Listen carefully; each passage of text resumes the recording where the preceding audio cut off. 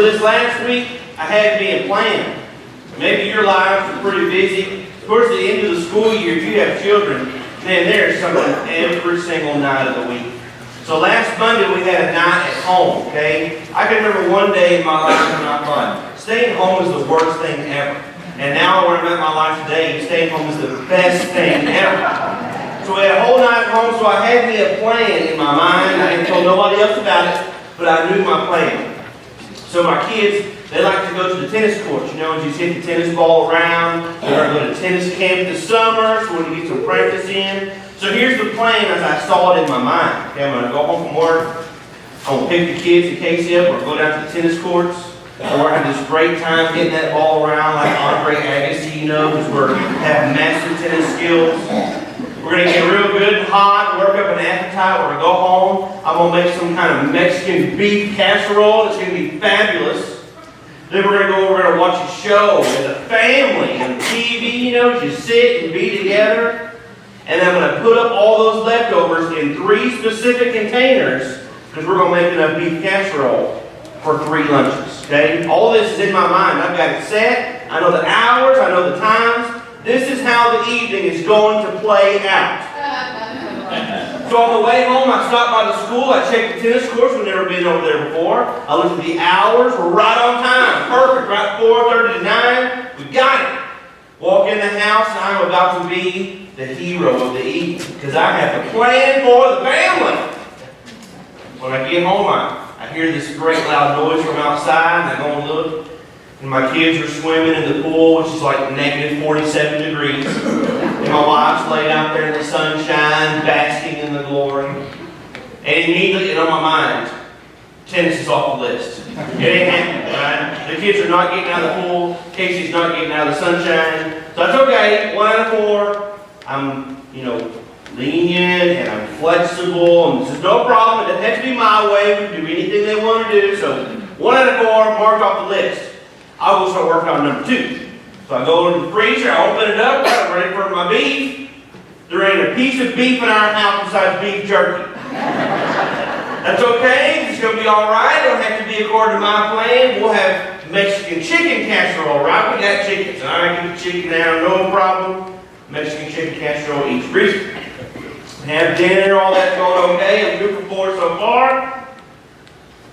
Go into the other room. We're going to sit down and watch this show. We've been watching this series on Netflix, okay? We don't watch it maybe once every 2 to 3 weeks. We go and sit down and we turn it on, and apparently 2 or 3 weeks ago, we watched the very last one. 0 for 3, okay? 0 for 3 so far. At least I got my leftovers, okay? That's the one thing I got going for me. Plan number 4, fixing my leftovers. I go in the kitchen. And apparently, while we were not watching the show that we had planned to watch, because we'd already finished the series, our dog stood up on the counter. And so we have a boxer dog, and they're very skilled with their hands. And so she reached up and grabbed the Mexican casserole, and she tilted it to her and ate every single piece of it. She ate the whole thing. 0 for 4, folks! I had nothing going for me this night, so I had the T plan, okay? Tennis, tacos, TV, and Tupperware. That's what was happening, okay? Even in my life, I make things like that. I had it, the 4 T's of the Walters house. 0 for 4. Let me tell you how it made me feel. Terrible! I was mad, and I was upset, and I was cranky, and frankly, I was pretty whiny about it, okay? It was not good to be around me that night, because nothing that I wanted to happen happened in the Walters house on Monday night. James says, that's the way life is when we follow worldly wisdom. Because worldly wisdom says it's all about me, and it's all about my plan and what I want to do, and guess what? That's just not the way things work. We don't always get our way and our plan the way we want to do it, when we want to do it, how we want to do it, and because of that, we fight, and we quarrel, and we bicker, we get upset, and we get whiny. So he says, so let me show you a different plan that's much better, and he points us towards living according to godly wisdom. So we're going to today 3 things we can do to find the plan. If you have your Bible, turn to James chapter 4. We're going to be in 13 through 17 today. James chapter 4, 13 through 17. We always invite you to bring your Bible and read from it, or of course we have our words on our screen. James 4. 3 things that would do lead us to God's plan. Number 1, you must purpose the present. Dr. J.B. Gramble tells a story about General Stonewall Jackson's Valley Campaign. And he says during this campaign, the army came up to a river and they needed to cross over. So General Jackson called in all of his engineers and said, listen, we have to get all these wagons and all of our equipment, all of our supplies across this river just as soon as possible. They said, no problem, we're going to go over there into the tent, we're going to draw up plans. So the wagon master, he hears about this need to cross the river. He goes down, he collects all the timber and all the fence posts, all the rocks, everything he can find, and he builds a bridge. And before daylight of the next day, he comes to General Jackson and says, hey, listen, just wanted to let you know that all the equipment, all the wagons, everything that we have has already been moved over to the other side of the river. And he goes, well, how'd you do that? He said, well, I built a bridge and we moved it all over there. And he goes, well, where's the engineers at? He goes, they're over there in the tent. Well, what are they doing? They're drawing up plans for the bridge. That always makes me smile, because there's those engineers, right? They're drawing pictures, they're making a list, we're going to have this many logs, we're going to have this many rocks, we're going to have to make the bridge at this elevation, we're going to have to be able to hold this much weight. And the wagon master, he just went out there and he did it. And he just built it. And it was ready. And I think that's such an analogy of how so many people, they live their lives. Some people live their lives in the tent as an engineer because all they do is they focus on what is to come and future plans. And they sit and they think, okay, I'm going to do this, I'm going to do that, I'm going to make these plans, I'm going to spend this time. And all they do is focus on what is ahead, or they spend all their time focusing on what has happened and how they did something that was good, how they did something that was bad, how they did that which they would have, or how they wish they would have done it differently. They spend all their time looking back or all their time looking forward, and they never actually live right there in the present. So James tells us that we have to give the present a purpose so we don't miss it. Verse 13. Come now, you who say, today or tomorrow we will go into such and such a town. We'll spend a year there and trade and make profit. So a lot of people, they would buy, they would sell, they would trade, and that was the way they made their living, and that was the way they provided for their families. And much as it is in the world today, they go through seasons. Okay? You know that if you sell Christmas decorations, you're going to be busy in October and November and December, but you may not be so busy in the summertime or in the spring. You know that if you're in lawn care business, you know, in the spring and the summer, you're going to be mowing like crazy, but when it comes to the fall or to the wintertime, maybe you won't have to mow as much because there's seasons in this life when people buy and they sell, when they trade. So they would know that. They would say, okay, listen, we know that down around Jerusalem, we're going to be able to sell a lot of stuff during these times of the year. But over by Galilee, we can do better at this time. So they say, so this is our plan. We're going to stay here for this long, and we'll sell, buy, and trade. And then when the market fizzles out, we'll move on to the next place where everything's bumping and people are buying and they have the money. We're going to go down there. And that makes sense. We say that sounds like good business. They're looking into the future. They're making practices. They're looking at the socioeconomic structure. They know when to sell, when to buy, where to go to make the most out of a time. What seems to be the problem with this? Verse 14. Yet, you do not know what tomorrow will bring. What is your life? For you are a mist that appears for a little time and then vanishes. He says, you don't know you're making all these plans for next month, 6 months, a year, 5, 10 years down the road. You're making all these plans that stretch way out, and yet the truth is, you really don't even know what's going to happen tomorrow. You are but a mist, a vapor, a puff of smoke, okay, a warm breath on a cold morning where it comes out and then it just dissipates and falls away. So it makes you ask the question, well, then what's he saying about making plans? You know, is he saying we should not make plans ever again? No way. Is he saying there's anything wrong with looking ahead to the future? No way. Is he saying we should all take our calendars and our books and throw them away and just live by the seat of our pants every day? No. He's not saying that at all. How do we know? Well, because remember what Jesus said in Luke 14. Whoever does not bear his own cross and come after me cannot be my disciple. For which of you desiring to build a tower does not first sit down and count the cost, whether he has enough to complete it? So we know Scripture tells us that we're to count the cost, we are to look ahead, we are to make plans. Well, then what is James telling us here? He's saying plans are good. It's good for you to look into the future. It's good for you to have a plan on paper, and that plan will suit you well unless, number one, the only thing you do is focus on that plan and forget to live for today. Then the plan causes trouble. If all you can think about is 1 year, 2 years, 5 years, 10 years, and that's all you do, then every day until then, you're going to waste. So you have to purpose the present. Number two, making plans is great unless you only live according to your own plans and not God's plans. Because really, let's be honest, we don't know what's going to happen tomorrow. We don't know what's going to happen today. God does. He knows everything that has happened and everything that will happen. And so we have to live according to His will and His plan. That's the number two thing we have to do. Prioritize the proposition.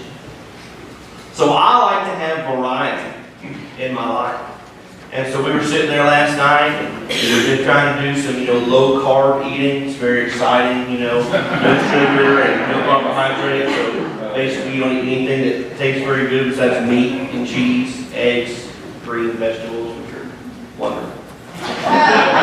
So we made some chicken last night, saw this recipe. So you take some chicken breasts and you beat the fire out of them. And some of them we rolled up with some ham and cheese inside, and then wrapped them dudes in bacon. Okay, that always makes everything good. The other ones we cut all open and we put some kind of cheesy spinach stuff inside and wrapped them dudes in bacon too and cooked them. So I asked my wife, I said, which one do you want to try? Oh, I want the spinachy cheesy one. I asked her, which one do you want? The spinachy cheesy one. I asked her what she wants. You don't want none of them, they'll eat corn dogs. And then so I said, which one are you going to eat, Dad? Yes. That's my answer, yes, right? So you go to the restaurant and say, sir, would you like the chicken parmesan or would you like the lasagna? Yes.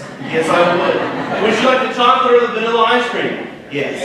Yes, I would. I want to have variety. I want to try both them dudes. I want to see which one tastes better. I just really want to eat both of them. It's going to be great. And many times in life, that's okay. It's okay at the buffet. You can have the shrimp and the beef. You can have the chocolate and the vanilla, but it don't work that way in real life sometimes. We can't have it both ways. Somebody say, listen, I really want to have an income coming in for my family, but I don't really want to go to work anymore. I'd rather just stay home and do what I want to do. Okay, well, it doesn't work that way, for most people. I want to drive a brand new car, and I want to go down, and I want to finance that dude today, but I don't really want to have a car note. Well, it doesn't work that way. I want to eat pizza and cake every day the rest of my life, but I want to be trim, fit, and happy. Well, you'll be happy, but you're not going to be trim and fit. Okay? It don't work that way. You can't have it both ways. You have to choose. And so he says, here's a proposition. Okay, here's a choice that you have. You can live according to your way. You can choose your will. You can do it. Or you can choose God's way and God's will. But let me tell you, there's only one of those choices that's going to lead you to where you want to be and where you need to be. Verse 15. Instead, you ought to say, if the Lord wills, we will live and do this or that. As it is, you boast in your arrogance. All such boasting is evil. So instead, you ought to say, and we've heard this, Lord willing, the creek don't rise, right? I'll be there Sunday, Lord willing. I'm going to see you next week, Lord willing. We're going to move over here, Lord willing. I'm taking this job, Lord willing. We're going to get this car, Lord willing, and the creek don't rise. What in the world does Lord willing really means? The expositors say, Lord willing means that every decision that we make is based on submission to the Lord's will, instead of proud and confident knowledge in what we know or our own cleverness. See, he says, boasting says, I'm going to go to this place for this long, and I'm going to work here, and I'm going to make money, I'm going to sell my trade, and I'm going to move to this place for this long, and I'm going to work, I'm going to sell, I'm going to buy my trade, and then I'm going to go to this place for this long. And there's nothing wrong with having the plan unless we say, this is the reason I'm going to do those things, because I am the smartest person in the world. And in my arrogance and in my pride, I know that this is the best plan. He says, so instead we say, you know, I believe I'm going to go and work at this place for this long. But all that is Lord willing. And if He changes the plan, then I'm changing the plan. Pastor Randy referenced this earlier, Proverbs 19:21. Many are the plans in the mind of man. Oh, but it is the purpose of the Lord that will stand. Here's your proposition. Here's your choice. Your plan or God's plan. Well, that's easy, Pastor. I'm going to pick God's plan every time. Every single time I'm going to pick God's plan. And that's so easy in theory, and it's easy to say, but sometimes it's really hard to live. And so I found a video this week that to me kind of shows me how I feel sometimes when I'm trying to take that step out there and let God show me what's next. Watch this little video. Come on. So see, this guy goes like, I have a plan. This is what the Lord wants me to do. I know it. I'm going to climb up this ladder. I'm going to get on this little roof ledge. And I'm going to retrieve my item. God has spelled this out in Scripture. He has told me by the power of the Spirit. I have climbed the ladder. I have retrieved the box. I am climbing down. This is what the Lord wants me to do. But I don't feel the ladder when I climb back. I'm going to step back up here and look and just make sure. I see the ladder. The Lord has told me this is what I'm going to do. I'm climbing down. It's not there. Let me just step back and make sure. I see the ladder. I got the box. There's something going on here. This is not right. What am I doing wrong? Surely, it's there. It was just right there. I know that. Saw it. The ladder was there. I lose my mind. Maybe this wasn't the Lord. Or maybe you did. What's wrong with you? Okay, so one thing you do not need to see from this video. God is not the great ladder stealer. God is not the one out there going, hey, listen, let me tell you this plan. This is what you need to do. Here's the ladder. You climb up and climb down. This is it, folks. I'm laying it out for you. Climb up and climb down, no problem. And as soon as we climb up and climb down, God goes, woo-hoo-hoo! Watch this. No, but instead what we see is that we are the one who God says to climb up and to climb down. And so many times we climb up and go, that wasn't so bad. I feel like I'm doing what God wants me to do. And now I'm going to climb down and we get on that ladder and we go, man, I'm not feeling anything down there, Lord. I know you're telling me it's time to climb down, but I don't see anything down there for me to step on. So what exactly am I supposed to do? And we have these times. That's real, folks. That's real faith. We say, okay, I've heard what God wants me to do, and I'm going to take a step out there. And it felt like I knew what I was doing, but sometimes in the middle of it, or towards the beginning, or in the end, we start to have these feelings like, well, maybe I didn't know what I was doing. I knew that ladder was there, but for some reason now I don't feel it. And there's times of waiting, and there's times of action. There's times of certainty, and there's times of uncertainty. And so in this faith walk is when we really learn to just trust the Lord when He tells us to step. Prioritize the proposition. But what do I do when I say I'm going to follow God's will and do it, but I don't know what to do? I don't even know where the ladder is. Number 3, protect the providence. Verse 17. So whoever knows the right thing to do and fails to do it for him, it is sin. So we all believe that God has a plan for us, right? We can claim Jeremiah 29:11. Oh, I know the plans I have for you is good. We know that in our mind. Hopefully we believe it in our heart. I know God has a plan, but there's 2 problems that I have. Sometimes I don't really know what that plan is. You know, I can see that God wants me to climb up, and I guess He wants me to climb back down, but I don't see the ladder there, and I keep reaching for it, or I stand up and I see the ladder, and then when I go to climb down backwards, the ladder's gone, and I just feel uncertain, and I don't know the steps to take. That's where we're at sometimes. Other times, we know exactly what God wants us to do. We just don't really want to do it. And so we keep climbing back up the top, looking down, going, I'm really hoping that God gives me a bigger ladder. Because that one's too small, and I don't want to reach down that far. So he's standing with, okay, that ladder is only 6 foot, and Lord, I need a 10-foot ladder. Okay, I want to be able to touch that ladder with my foot without hanging off the edge. So we reach down and go, oh Lord, bring up the ladder. Oh Lord, bring up the ladder. Oh no, he's not bringing up the ladder. Maybe I should just sit here and wait for him to bring up the ladder. And the whole time I'm going, I've already told you what to do.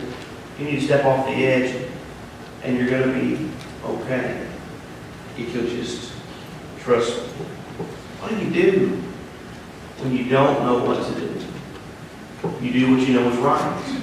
So there's certain things in this life that we can always do, and certain things that we can always not do that will be the right plan. Okay, so if you're in that situation, okay, I don't know exactly what I need to do, and here I am on the roof, and I'm thinking maybe God's somebody to step off, or maybe He's not, and I just want to discern, okay? If for some reason you have the thought that God wants you to take a path of sin, that is not of God.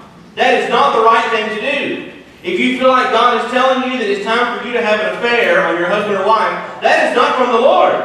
If you feel like, well, maybe the next plan is that I need to kill somebody, or I need to steal, or I need to lie, or I need to gossip, I need to step away from God, I need to step away from the church, that is not from the Lord. So you don't need to do that, so you can knock all those off your list. What about the things that I need to do? Well, God gives you a brain for a reason. Sit down and make you a list. Okay, here's the things that I see that look positive, and here's the things that I see that look negative in this decision. Here's the things that I think I need to do, and here's the things that I don't need to think I do. And you sit down and have a good season with the Lord, and you open up His Word, and you ask the Spirit to give you great conviction, or to give you great peace. And then you take a step. And when you take the step, if you're wrong, by golly, God's going to show you you're wrong, and you can fix it. But if you're right, He'll give you peace. And then you keep walking. Wiersbe tells this story. A young man said, I want to give my life to the Lord, but I'm so afraid. Wiersbe said, what are you afraid of? I'm afraid that He's going to ask me to do something that's dangerous. Wiersbe responded, the dangerous life is not the one that is in the will of God. Amen. The dangerous life is the one that is out of the will of God. Amen. The safest place that you can be is right where God wants you to be. Yes. Where does it leave us today? In life, we need a plan. James says, here's where you start. Purpose the present. Today is a gift that has not been unwrapped. Don't waste it. Make plans for the future, but always make them Lord willing. Prioritize the proposition. You have a choice. You can follow your will or you can choose God's will. But choose wisely, because only one way is the path to righteousness. Protect the providence. I don't want to spend my life walking away from the Lord. I want to spend it walking towards Him. One commentator said, we cannot afford to spend our days. We sure don't want to waste our days. So instead, we should invest our days in making an eternal difference. To do that, you have to trust in God's plan. Walk in His ways. Ask Him when you need to go and when you need to stop, when you need to turn and when you need to keep going. Do the things God says to do. And don't do the things God says not to do. When He gives you peace, keep on walking. When He gives you conviction, change your ways and change your course. This is the plan that we have to follow. Because life is not a game. Today, Lord, we know full well that you have a good plan for your people. Oh, that we would not be so selfish and so arrogant and so prideful that we would choose our plan over your plan. Lord, help us not to be the ones who say, I will do this, and then I will do this, and then I will do this, come hell or high water, because this is my plan and my world and my way. Lord, pride comes before the fall. But instead, help us to be a people who use our minds and our senses, who study your word and listen to your Spirit to say, this is the way that I believe God has led me to go. So this is what I'm going to do, but if God says stop, I'm going to stop. And if God says turn around, I'm going to turn around. If God says change, I'm going to change. So here's the plan. This is what I want to happen, and this is what I think is going to happen, but I'm not in control. He is. So I will follow Him. Lord, what is the plan that someone in this room today needs to follow? Lord, give them peace when they step right. Give them conviction when they step out of line. Lord, we pray these things in Jesus' name. Amen. Stand together with us today. This is the Lord's invitation for you to respond. You can say, that's me, Pastor. I'm on the edge. And I know God is calling me to take that step, that leap of faith, and I keep putting my foot down there, and I keep waiting for the safety platform, but it's not there. It is there, church. He is the safety platform. In the palm of His hand, you have absolutely nothing to fear. Take the step of faith. Maybe you can say, I just need to see the plan. I'm wide open. I'm ready to obey. I'm ready to do whatever God tells me to do, but I don't know what it is. James has already told us when you need wisdom and you ask in full faith without doubting, God will give it to you generously. He'll show you what you need to do. You just have to be willing to listen, to trust, and to obey. If you don't know this, God has a great plan for salvation for every person. We have a sin debt in our life, and He made a way that we could absolutely be forgiven. Peace and life everlasting. If you don't know about God's plan, come down today and let me tell you about how to be saved. However God speaks to you,